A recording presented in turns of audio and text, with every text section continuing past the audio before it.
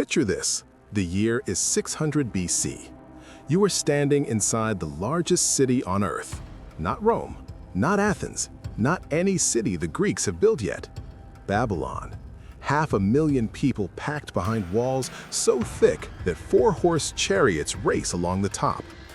King Nebuchadnezzar II rules an empire stretching from the Persian Gulf to the shores of the Mediterranean. The Ishtar Gate rises before you, 60 feet of glazed blue brick shimmering in the Mesopotamian sun. The Ziggurat of Marduk dominates the skyline like an artificial mountain. The Euphrates River cuts straight through the heart of the city, brown and wide and indifferent to everything humans have built along its banks. But what was it actually like to spend a single day here? Not as a king, not as a high priest, as an ordinary person navigating the greatest city the ancient world had ever produced. Using AI reconstruction trained on archaeological evidence, cuneiform tablets, and the physical remains excavated from the ruins of Babylon, we have rebuilt what 24 hours in this city actually looked like. Not just the wonders, not just the legends, the real city. The mud brick houses and the barley bread, and the contracts you could not read, and the gods who demanded constant attention from dawn to midnight. This is Babylon, 600 BC. Let us step back 2,600 years. Dawn. The sun has not fully risen, but Babylon is already moving. You live in the residential quarter near the Euphrates, in a mud brick house that opens inward onto a central courtyard. No windows facing the street. Privacy is a social value here, not a luxury here. What the street sees is a blank wall and a door. You step outside and the city hits you immediately. Smell first. The river is close enough that you can smell it, that wet, muddy scent that underlies everything else. Over it comes smoke from bread ovens already burning in neighboring courtyards, the sharp smell of dried dung used as fuel, because wood is scarce in this flat, stoneless land. And underneath all of it, the permanent background smell of 500,000 people living without anything resembling modern sanitation. This is not a clean city. No ancient city is. But it is an organized one. And in 600 BC, organization is what separates civilization from everything else. You join the flow of people moving toward the river. Women carrying clay jars. Fishermen already out on the water in small round reed boats called kufas, waterproofed with bitumen and shaped like floating baskets. They have worked this design for thousands of years because it works. They're pulling up carp and catfish that will be sold in the market by mid-morning or dried and salted for the weeks ahead. The Euphrates is everything to Babylon. Drinking water, trade route, defensive barrier, divine presence. Outside the city walls, farmers are already in the fields, barley and wheat in long irrigated rows. Date palms in groves tended for generations. Sesame for oil, onions and garlic. The Babylonians have built an elaborate network of canals, dikes, and levees to manage what the gods refuse to regulate consistently. This network requires constant maintenance from thousands of workers. Neglected for a single season, and sections collapse. The agricultural system that feeds 500,000 people is always one bad decision away from catastrophe. The farmers heading out this morning understand this in their bones, even if they have never articulated it. By the time the sun is fully above the horizon, you are approaching the Ishtar Gate, and it stops you the way it stops everyone who sees it for the first time, even if you have seen it 100 times before. 60 feet high, covered entirely in glazed brick the color of deep water, a blue so saturated it seems to glow from inside. Against that blue, lions and bulls and dragons march in procession across the surface, each animal built up in layers of individually fired brick standing out from the wall in relief. Yellow, white, red against the impossible blue. This is not decoration. This is theology made physical. The lions represent Ishtar, goddess of love and war. The bulls represent Adad, god of storms. The dragons represent Marduk, patron of Babylon and king of the gods. Foreign ambassadors who pass through this gate understand immediately what Babylon is saying. We are the center of the world. The gate is the opening sentence of an argument that the entire city continues to make in every direction. You pass through into the inner city, and the noise of commerce hits you like a second wall. Merchants from Persia, Egypt, Greece, Arabia, India, a dozen languages mixing in the air. Copper from Anatolia, tin from Afghanistan, lapis lazuli from the mountains of Persia, that deep blue stone so prized that the glazed bricks of the Ishtar Gate are trying to imitate its color. Incense from Arabia, timber from Lebanon, imported at staggering cost because there is not a tree in Mesopotamia large enough to build with. Babylon exports grain, dates, wool, and textiles in quantities that make other cities look like villages. They do not have stone or metal or wood. They have agriculture and location, and they have turned both into an empire. Mid-morning. You need a document written, and you cannot write. Almost nobody can. Literacy is a professional skill, not a general one. You find a scribe near the market. You are borrowing barley to plant your field, and you will repay it after harvest with interest. The scribe takes a lump of wet clay and presses a reed stylus into it with practiced efficiency, making the wedge-shaped marks of cuneiform script. This writing system has been in use across Mesopotamia for more than 2,000 years. He writes your name, the lender's name, the quantity of barley, the interest rate, the repayment date, the names of witnesses. Then he hands you a small carved stone cylinder. You roll it across the wet clay and it leaves a unique impression. That is your signature. Your seal is registered and recognized. The tablet dries in the sun and goes into an archive. Thousands of these tablets will be excavated from Mesopotamian ruins 2.5 millennia from now. Business contracts, marriage agreements, astronomical records, love poems. An entire civilization preserved in hardened mud because clay, unlike papyrus or parchment, is effectively indestructible. You pay the scribe in small pieces of silver weighed on a balance scale, not coins which will not be invented for another century. The Babylonians divided the day into 12 double hours, the hour into 60 minutes, the minute into 60 seconds.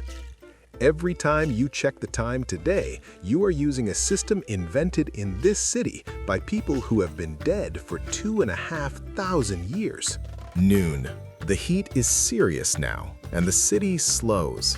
Passing near the palace complex, you can see terraces rising above the roofline, layered and green, cascading with trees and vines in colors that seem impossible in this landscape. The Hanging Gardens of Babylon, one of the 7 wonders of the ancient world. And here is the problem. No Babylonian text mentions them. Not one. Nebuchadnezzar's own inscriptions describe his building projects in considerable detail, and the gardens do not appear anywhere in them. The only descriptions come from Greek writers centuries later. Some historians believe they never existed. Others believe they were in Nineveh and misattributed to Babylon by confused Greek sources. But standing here in 600 BC, those terraces are real. Water is being raised from the Euphrates by some mechanism, perhaps a screw pump worked by slaves, and it flows down through channels from terrace to terrace, keeping soil wet enough to support full-grown trees in the middle of a semi-arid plain. The sound of running water in this city is itself a form of luxury. Whether the gardens survive into the historical record is a question for later centuries. Right now, they exist, and they are extraordinary. Afternoon. You are at the base of Etemen-Aki, the ziggurat of Marduk. The name means foundation of heaven and earth, and standing at its base, you understand why. 7 tiers rising approximately 300 feet into the sky, mud brick at the core with fired brick facing, the tallest structure anyone alive has ever seen. The Greeks will call it the Tower of Babel, the monument to human arrogance that provoked divine punishment. But to the Babylonians, it is not arrogance, it is devotion. This is where heaven and earth meet, where the gods descend to communicate with their chosen people. Priests are conducting the afternoon ritual at the lower levels. Offerings of sheep, bread, beer, dates, oil. Marduk is fed 3 times a day. The cult statue in the temple at the base of the ziggurat is not a representation of the god, it is the god. Feed the god, and the god maintains cosmic order. The Babylonians tell a creation story. Long ago, the chaos dragon Tiamat threatened to destroy everything. The young god Marduk defeated her, made the heavens from one half of her body and the earth from the other. As reward, the gods made him king and built Babylon as his home on earth. Every ritual reinforces this order. Skip the rituals, and chaos returns. The priests are not performing ceremony, they are doing maintenance on the universe. Late afternoon, on a rooftop near the ziggurat, priests are setting up for the evening observation. Babylonian astronomy is the most advanced in the world by a margin that will not be closed for centuries. They have been tracking the movements of the sun, the moon, and the 5 visible planets for hundreds of years, recording everything on clay tablets in mathematical notation of considerable sophistication. They can predict lunar eclipses. They know the cycles of Venus to within a fraction of a day.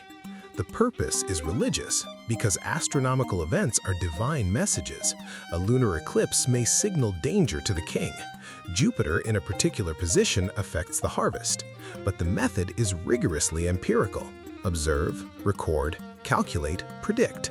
The astronomical knowledge accumulated on these rooftops will pass to the Greeks, to the Persians, to the Arabs, and eventually form the foundation of everything modern astronomy is built on. Evening. You are home. Your wife has been baking barley bread on a clay oven in the courtyard, weaving cloth on a vertical loom, managing children and animals simultaneously. Women in Babylon have legal standing that women in many later civilizations will not have. They can own property, initiate divorce under certain conditions, run businesses, appear in court. The household is her domain in a way that limits as much as it enables, but she is not powerless within it. The family eats together in the courtyard as the temperature finally becomes bearable. Barley bread, thick, nutritious beer drunk through a reed straw to filter out the sediment, dried fish, onions, garlic, dates. The wealthy eat roasted mutton and drink imported wine. Most people eat this and consider themselves fortunate when there is enough of it. After dinner, the stories begin. The epic of Gilgamesh, the king of Uruk who sought immortality and failed. The story of Atrahasis, warned by the gods of a coming flood, who built a boat and survived. These stories are older than anyone listening tonight can imagine. They will keep being told long after Babylon falls, echoing through the Hebrew scriptures, through Greek mythology, through every culture that inherits something from this river valley. The anxieties they express, about death, about survival, about what the gods want from us, are not Babylonian anxieties. They are human ones. Night.